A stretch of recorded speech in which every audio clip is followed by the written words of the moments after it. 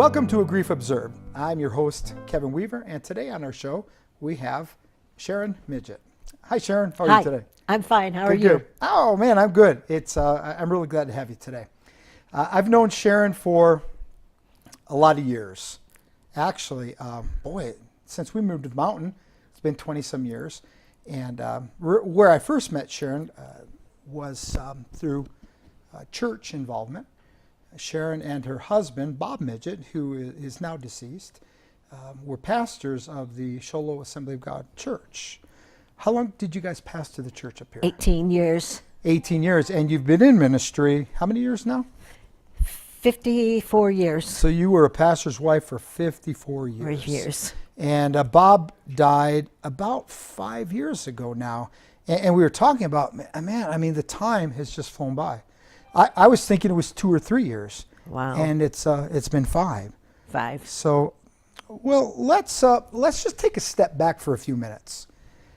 You and Bob were in ministry really all of your married life. How long were you guys married? 52 years when right before he passed away. We had our anniversary. And you were in ministry for that whole time. Yes. So tell us about some of the dates that you guys used to go on. Okay, when we first met, we met in Tucson, Arizona, at Central Assembly of God Church. Okay. And we were the children's pastor. We had about 100 children in our group.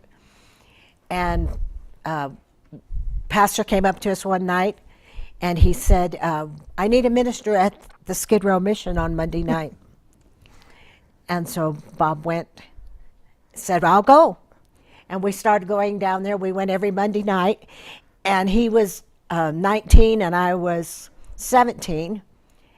And so they called him the boy preacher. Oh, wow.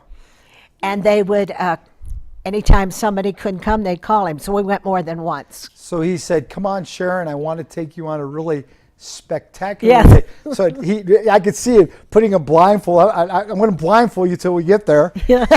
And you show up at the Tucson Skid Row Mission. Yes. Mm. He said, you've never wooed a girl until you take them on a date to the Skid Row Mission.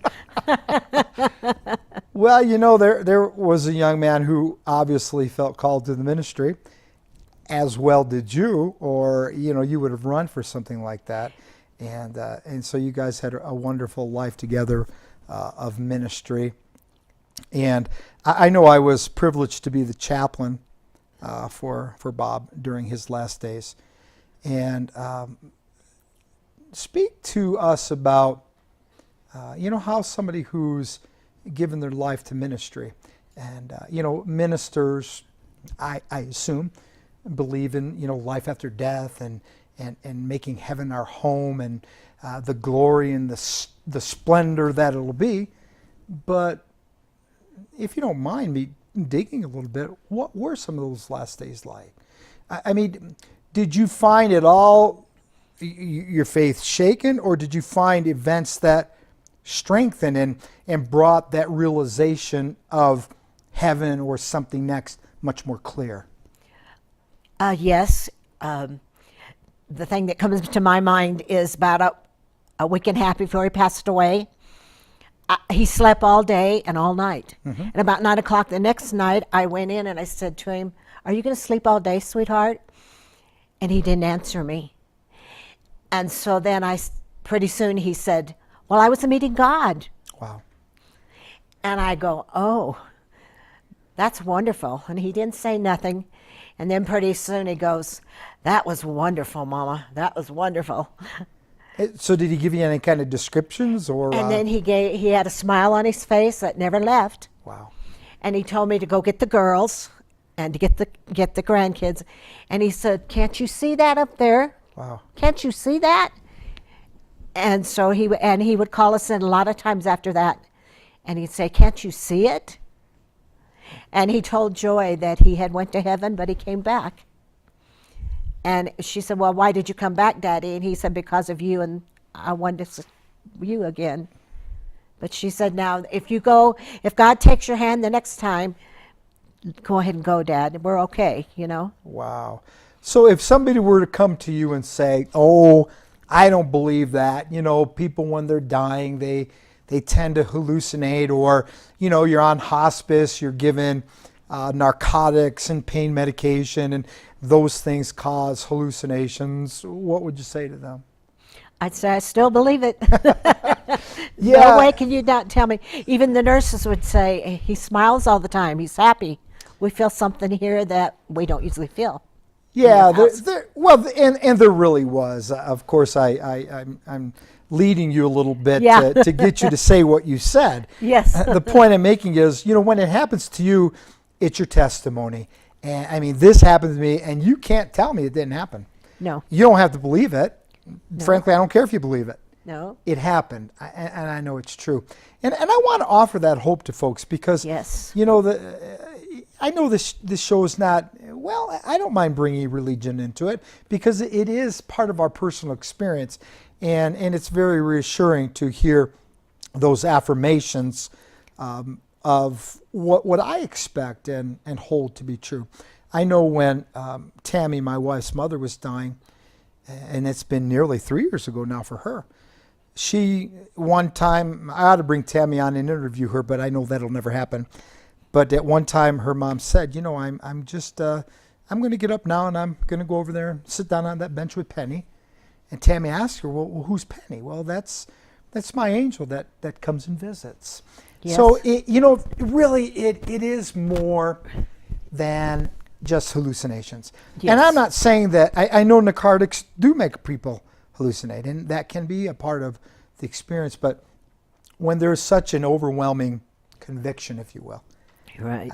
and the joy and the countenance that you see on their face, it resonates within, and you know that they're experiencing something that is far beyond Yes. what we're able to see.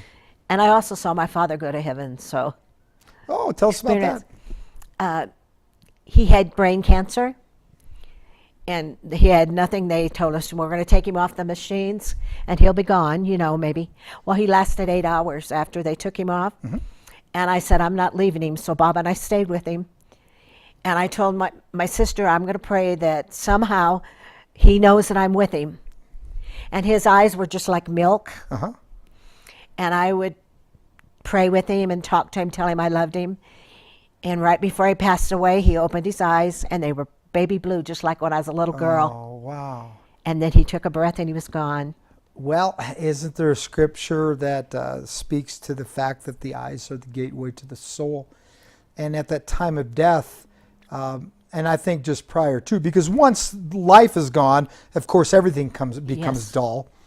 But I know what you're saying because I've seen it just before. I've seen people who, at the very end, just before they leave, they'll sit up or they'll open their eyes, and you can see the life for maybe that one last moment, and that does bring reassurance. The nurse came in, and she said, why are you not crying? And everything. And I said, because I cried yesterday. I don't need to cry today. I saw my dad go to heaven.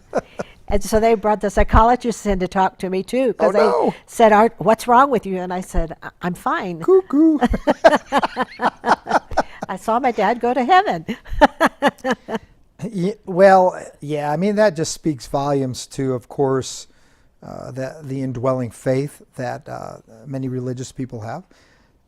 The relationships that you have that exceed, dare I say, human comprehending. Yes. Because I think it's safe to speak for you and say that I know that you know that there absolutely is something next.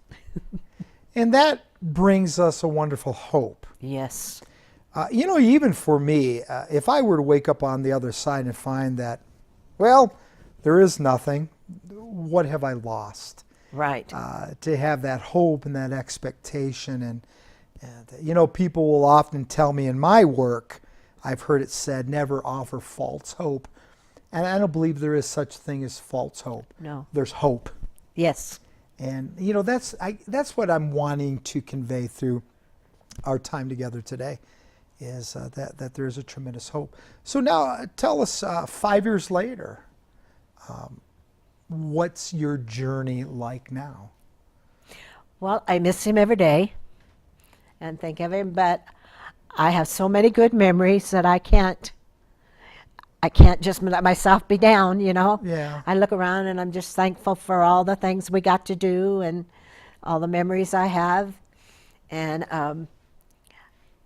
I now do hospice, Uh-huh. and I enjoy doing that, going and singing for people and visiting with them. And Right. So you said you miss him every day. Now I've never experienced a loss of this magnitude, so I really don't understand that.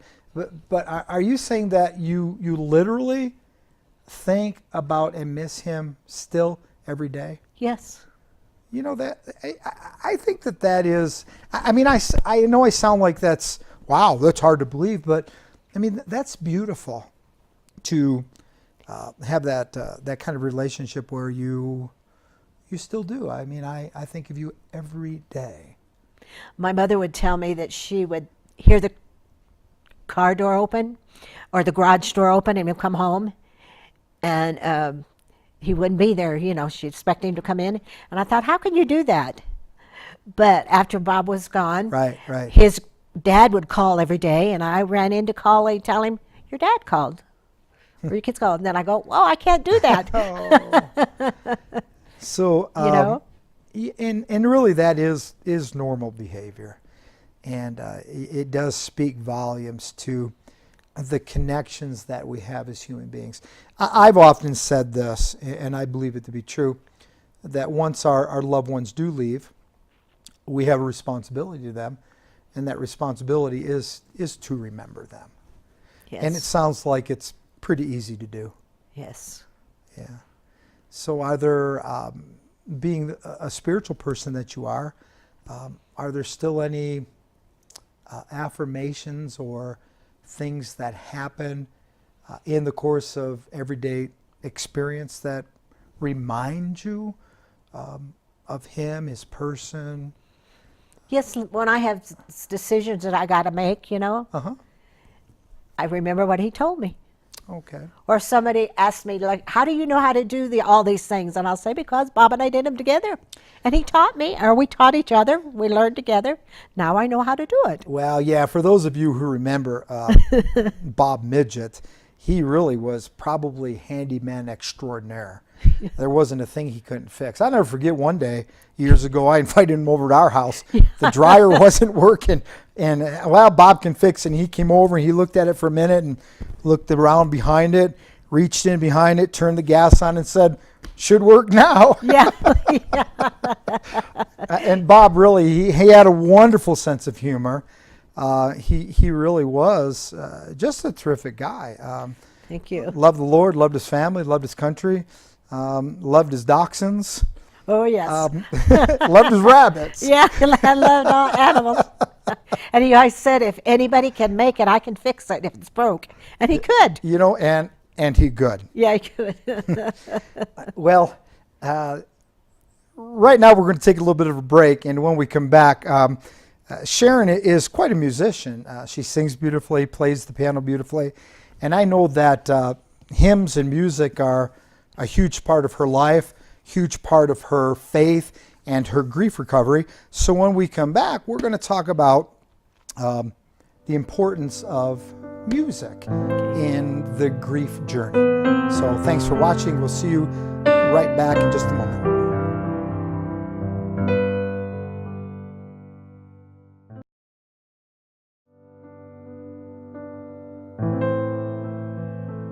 And welcome back. Well, Sharon, I thank you for your candid answers, and I know that it can be difficult discussing the grief journey, even 5 years later. But I know you well, and I know you as a musician, and I know how important the old hymns of faith are to you. You cut your teeth on them, Yeah. and rarely, and we do a lot of music and singing together around the community, and I've rarely seen anybody stump you. It's amazing. It seems like you know them all. And I asked you what was maybe one of your favorite and more meaningful hymns, and the one that you mentioned is called "Because He Lives." And truthfully, it's not an old one. It was written probably in the 70s or 80s. by Bill Gaither. And so since we're talking about grief and recovery and the hope and the possibility and, well, for us, what we know to be the assurance that one day we'll be with our loved ones. The third verse, I have it here in front of me. Let me see if I can stump you. What's the third verse of Because He Lives? And then one day I'll cross the river. That's it. I'll fight life's Final war with pain. And then as death gives way to victory. I'll see the lights of glory, and I know He reigns. It's interesting how people of faith respond to death. I mean, people of true and certain faith don't. They're not intimidated by the dying process. I mean, certainly, that's not saying you don't grieve. That's not saying you don't miss. That's not saying you don't long for and haven't shed a tear. But you're not intimidated by it. No. Let me talk about that. I mean, that is a beautiful lyric, right? Truthfully, but what do you have to say to that? Does it intimidate you? No. Nope. Because I know one day I'm going to cross the river myself, and I'm going to meet Him over there and meet Jesus. Yeah, because it's something really we all face. I'll cross the river. I'll fight life's final war with pain. Again, the author makes it very clear that struggles are certain. We're not going to escape them, but then as death gives way to victory, I'll see the lights of glory. What's your interpretation of the lights of glory? What's next? Oh, it's something you can't really explain. It's going to be so wonderful, you know. And the old hymn, I won't have to cross Jordan alone. How's that go? Is it in here? Yes. I don't know if it's. I'll look it up. Talk about it. I won't have to cross Jordan alone. Jesus died, for my sins atone. I won't. It's not in here. It's not in her. Oh, wait a minute. I'm looking. I won't. Nope, not in here. Sing it. Oh, I don't know if I Now you're on the spot. Okay. I won't have to cross Jordan alone. Jesus died all my sins to atone. In the darkness I see He'll be waiting for me. I won't have to cross Jordan alone. I think that's a lot of what brings the anxiety, the intimidation when we're facing death. Many feel like, and it's true, humanly we're doing this by ourselves, but for me there's such a thin veil between here and there, and we really don't face it alone. Right. There is some type of a grand reception, like Bob saying, "Don't you see it? Tammy's mom. There's the angel." And oftentimes when you're with somebody who's actively dying, you see this kind of reaching out, and that is oftentimes associated with, reaching for something, trying to grab a hold of something that's there. So, yeah, music becomes an incredible part of the journey, a tremendous place or source of comfort, and to help to see us through these difficult times. And many people who find themselves, well, maybe not so much at the end of life, but just alone. You're never alone if you open up a hymnal or if you pull from the reservoirs and sing a song. A lot of times if somebody calls me and says, I can't sleep or I have a problem, I tell them, well, just start singing. Sing, and I mean, you don't have to sing out loud, sing in your head. Yeah, when you said that, a song came to my mind. I'll see if I can stump you. Sing through the darkest night, sing when the something, sing, sing, sing. You know what I'm thinking of? Yeah, let me think. That you think. Night, you'll be waiting.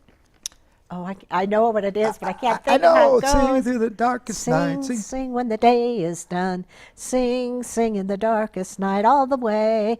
Every day I will sing, sing.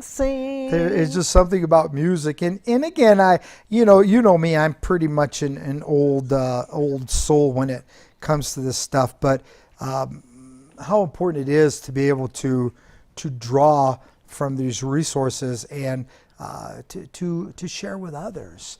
So you've been playing music all of your life. Yes. I've never asked you this. You just took lessons as a child, or? I have 3 sisters. We all took lessons, and we all played instruments. And I said to my mom, "How do you stand us all practicing and all playing a different instrument?" She said, "Oh, I love it, you know." But I took piano lessons quite a few years, and then my sisters quit, so I did too. Well, But I know that you sight read, but you certainly it seems like you play more by ear than anything. I play a lot by the ear. Yes, I sight read. I like to play by ear better. Yeah. But I was 9 years old when I started. Our minister's wife had children's church, and we sang a lot of songs, and I started playing for her when I was 9. Yeah. Well, so the encouragement and the whole point of what we're talking about in this second segment today is that this can be such an important part of your life, your recovery, your journey in the process, and it's not hard to do. I mean, in this day and age of all kinds of media, whether it's on TV, CDs or MP3 players, or just pulling from the resources of your mind. I know that we often, once a week, we go over to Saltaire and sing to those folks in the memory care. Speak to that for a minute, if you will, because when we're talking about people with Alzheimer's, and we're going down a little bit of a rabbit trail, but it all applies and it comes together. Yes. Short-term memory is gone, but when we're with those old timers and they've been diagnosed with, dementia, Alzheimer's and such, isn't it amazing how they can they sing so fluently every word? The one lady on Tuesday when I went, I asked them if they wanted me to sing some action songs. So I said, do you know the song about Zacchaeus? And one of them said, "Oh, I know that song," and she knew every word of it. So I was amazed. Well, now that you said that, you have to demonstrate it. And sing for us an action song. Oh, do I have to? No, you don't have to. You don't have to. No, okay. I'll let you have well, okay, we've got the hymnal. Let's go to another song here real quick for those who are listening. What would be another song out of this book that you found has been a source of Farther Along. I think it's on the page. There's a page in there that says Farther Along. Farther Along. Farther Along. There's pages everywhere. There it is. Farther Along. Tempted, tried, often made, and often wonder why it should be thus all the day long, while there are others living about us, never molested, though in the wrong. Farther along, we'll know all about it. Farther along, we'll understand why. Cheer up, my brother, live in the sunshine. We'll all understand it all by and by.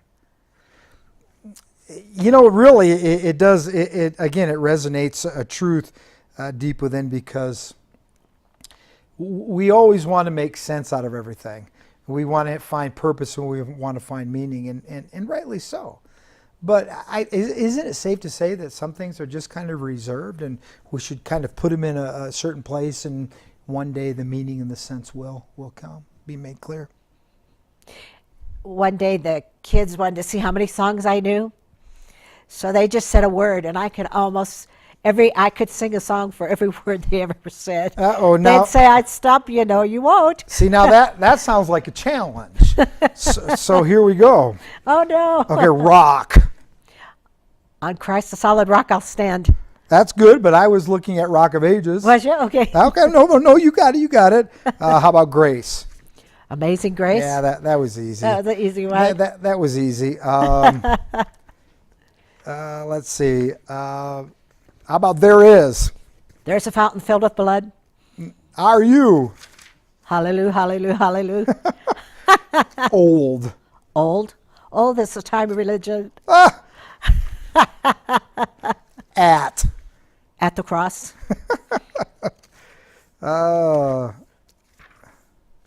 Here we go. Any more? I can't find any. How? Yeah. Oh, you got me on that one. Let me think. Great. You got me on that one. How great thou art. Yeah, I couldn't even think. Actually, this has a beautiful lyric that I like to refer to, and we'll begin to wind down now, having a little bit of fun. But, you see the value and the importance of music. And especially some of these old hymns of faith. I encourage young and old, blow the dust off, open the book again, and these people wrote from places of consecration, places of deep anguish, places of deep affection. Not that the music today doesn't have value, it does. I mean, every generation has their music, and it's a beautiful thing. But I like to go back mainly because, I consider myself a bit of a poet, and I love the poetry of some of these songs. And how great thou art, O Lord my God, one eye in awesome wonder. Consider all the worlds thy hands have made.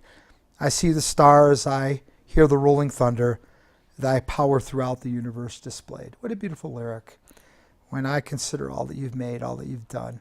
I mean, now kind of coming full circle to how we started this whole thing today. It's clear to me how you've gotten through your loss. It's because you have these words Yes. in your heart. Then sings my soul, my Savior God, to thee, how great thou art. Well, Sharon, thanks for coming today. Thanks for sharing.